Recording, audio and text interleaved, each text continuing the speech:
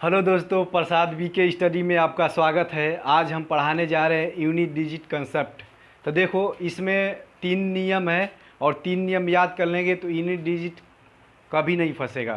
तो अब देखो, पहला कंसेप्ट यानी पहला जो है 0 1 2 0 1 5 6 पर अगर यन घात है तो इसका यूनिट डिजिट क्या होगा, वही होगा, यानी 0 1 5 6। जैसे देखो, यदि दो देखो 2 3 5 6 पर 2 4 6 8 यदि घात है तो ये पूछेगा कि इसका यूनिट डिजिट क्या होगा। तो हम कहेंगे कि देखो 1 0 1 5 6 पर कुछ भी घात रहे, ये 6 पर क्या है 2 4 6 8 है, कुछ भी रहे उसका मान क्या होगा 6 होगा। अगर मान जाओ कि 0 5 6 7 1 पर 5 6 4 घात है तो इसका पूछेगा कि यूनिट डिजिट क्या होगा। तो यूनिट 1 पर 5 6 4 तो इसका यूनिट डिजिट क्या हो जाएगा, 1 हो जाएगा। तो ये 0 1 5 6 अगर उस पर कुछ भी घात रहे तो उसका यूनिट डिजिट क्या होगा, वही होगा। और इसके बाद देखो दूसरा रूल, दूसरा क्या है, दूसरा 4 और 9 के लिए, 4 और 9 के लिए 0 1 5 6 4 शब्द के लिए हो गया और 4 9 2 के लिए। अब देखिए 4 के लिए 2 नियम है। यदि n बराबर एक सम संख्या होगा, n बराबर एक सम संख्या है तो इसका यूनिट डिजिट 6 होगा। यदि n बराबर एक विषम संख्या है, विषम संख्या है तो इसका यूनिट डिजिट क्या होगा, वही होगा, 4 का 4 ही होगा। जैसे देख लो 5 6 3 4 पर 3 2 8 ये हमारा कौन सा है 328 सम संख्या है, इसलिए इसका यूनिट डिजिट क्या होगा, बोले हैं सम संख्या होगा तो क्या होगा। यदि 4 पर 328 है तो इसका यूनिट डिजिट जो होगा 6 होगा। एक और उदाहरण देख लो, जैसे 5 4 3 4 पर 613 है तो हम देख रहे हैं कि 4 पर 613 हो गया तो इसका यूनिट डिजिट क्या होगा, 613 का मतलब विषम संख्या, यानी n एक क्या है, विषम संख्या है। तो विषम संख्या रहेगा तो उसका यूनिट डिजिट क्या होगा, 4 होगा। तो इस तरह से हमारा 4 का नियम हो गया। अब इसके बाद 9 का नियम देखो, 9 का भी नियम इसी तरह है, 4 के जैसा। 9 लेंगे तो 9 से यदि क्या n एक 9 पे n घात, n एक क्या है सम संख्या है तो यूनिट डिजिट 1 होगा। और यदि n बराबर एक विषम संख्या है तो यूनिट डिजिट क्या होगा, वही होगा। ठीक है, तो देखो जैसे 2 6 5 4 9 पर 536 घात है तो इसका यूनिट डिजिट पूछेंगे तो क्या होगा। तो देख लो 9 पर 536 यानी क्या है, ये 536 सम संख्या है, इसलिए इसका यूनिट डिजिट जो होगा, इकाई का अंक 1 हो जाएगा, इकाई का अंक 1 होगा। और इसके बाद एक और दे रहे हैं 5 4 3 2 9 पर 527 घात, इसका यूनिट डिजिट क्या होगा। तो देखो 9 पर कितना घात है, 9 पर 527 यानी 527 क्या है, एक विषम संख्या है। तो विषम के लिए हम क्या बताए थे, वही होगा, यानी इसका इकाई अंक 9 ही इकाई अंक होगा। तो इस तरह से हमारा 4 और 9 के लिए हमारा। अब देखो तीसरा जो है रूल, तो तीसरा यानी 6 हो गया, 0 1 5 6 और 4 9 हो गया, और कितना बचा है 4। 4 कौन कौन बचा है, 2 3 7 8।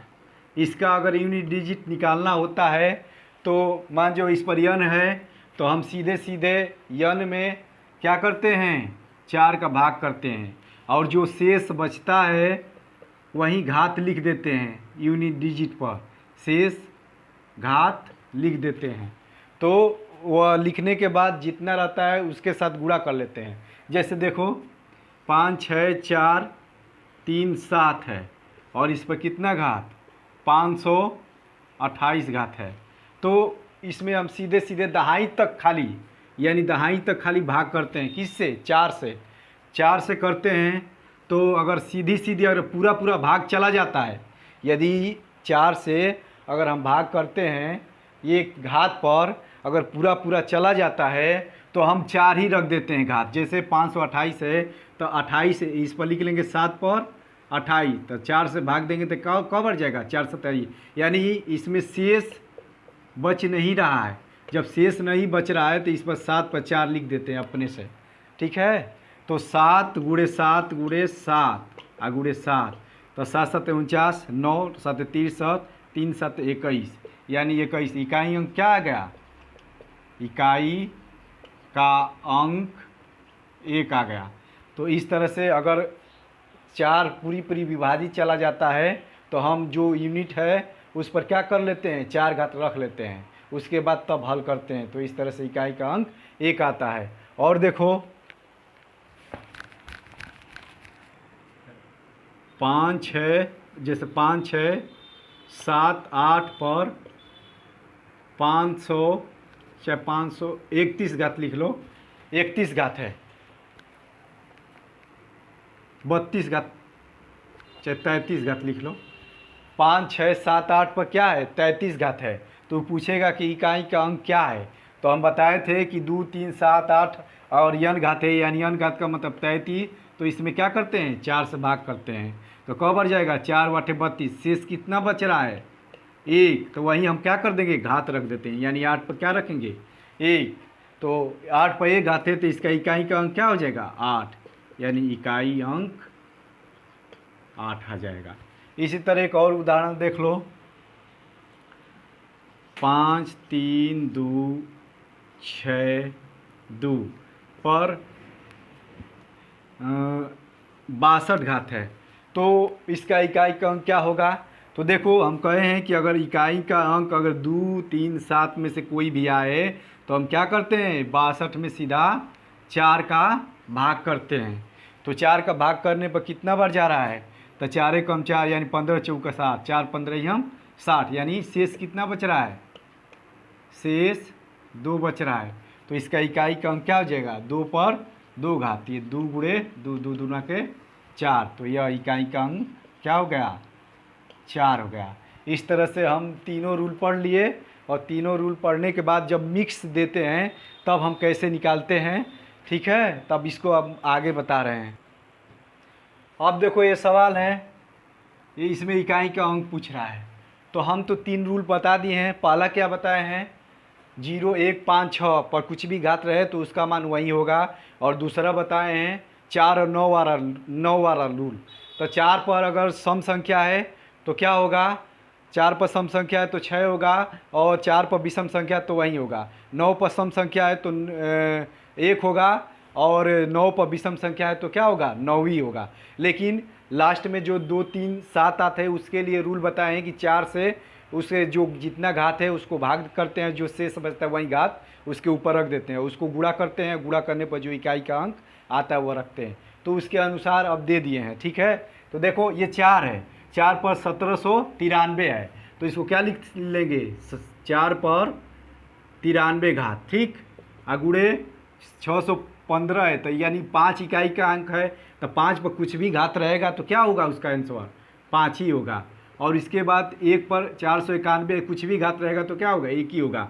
तो यहाँ पर अब देखो 4 पर 93 है, तो हम कहते हैं कि 4 से भाग दो, तो 4 दूना का 8 है, कितना बचा, 1, यानी 13 4 3 12, यानी 4 पर कितना बच रहा है, 1 नहीं। देखो 4 पर अगर क्या बताए थे, 4 पर यदि विषम घात रहेगा तो उसका मान क्या होता है, वही होता है, यानी 4 होता है। विषम घात है ना, 1793 क्या है, विषम घात है, इसीलिए उसका मान क्या हो जाता है, वही होता है। तो इसका गुणा आप करते हैं तो 4 × 5 = 20, अब 20 से कम 20। अब देखो इकाई का अंक क्या हो गया, इकाई अंक जीरो हो गया। इस तरह से हम क्या करते हैं, लगाते हैं। तो देखो, और अब दूसरा उदाहरण देखो, 3 पर 61 है, 6 पर 43 है और 7 पर 82 है। तो 3 किस में रूल आता है, तीसरा में। तो तीसरा में क्या कहें कि जो भी है तो उसमें जो घात रहेगा उस पर 4 से भाग देंगे, और 4 से भाग देने के बाद जो शेष बचेगा उस पर घात कर देंगे। तो देखो 3 पर 4 से कब भर देंगे, 4 15 यहाँ 60, यानी 15 चौका 60, यानी कब बच रहा है शेष, एक बच रहा है। तो इस पर क्या कर लेंगे, एक घात रख लेंगे, 4 से भाग करेंगे तो। इसके बाद 6 है, 6 पर कुछ भी घात रहेगा तो उसका मान क्या आएगा, 6 ही आएगा। और गुणे 7 पर 82 है, 2 3 7 8 के लिए हम बताए थे रूल, तो 4 से भाग देना है। तो 20 चौका क्या होता है 80, यानी 7 पर कितना बचा 2। तो हम क्या कर लेंगे, 3 गुणे 6 गुणे 7 गुणे 7। देखो कभी भी गुणा में रहेगा तो इस तरह से गुणा करते हैं, 3 6 18, अब 8 इकाई का अंक हो गया, 18 का मतलब इकाई का 8। अब 8 का 7 में गुणा करेंगे तो 8 7 56, यानी 6 हो गया। तो 6 7 42, यानी पूरा 42 आया। तो इसमें इकाई का अंक क्या हो गया, 2 हो गया।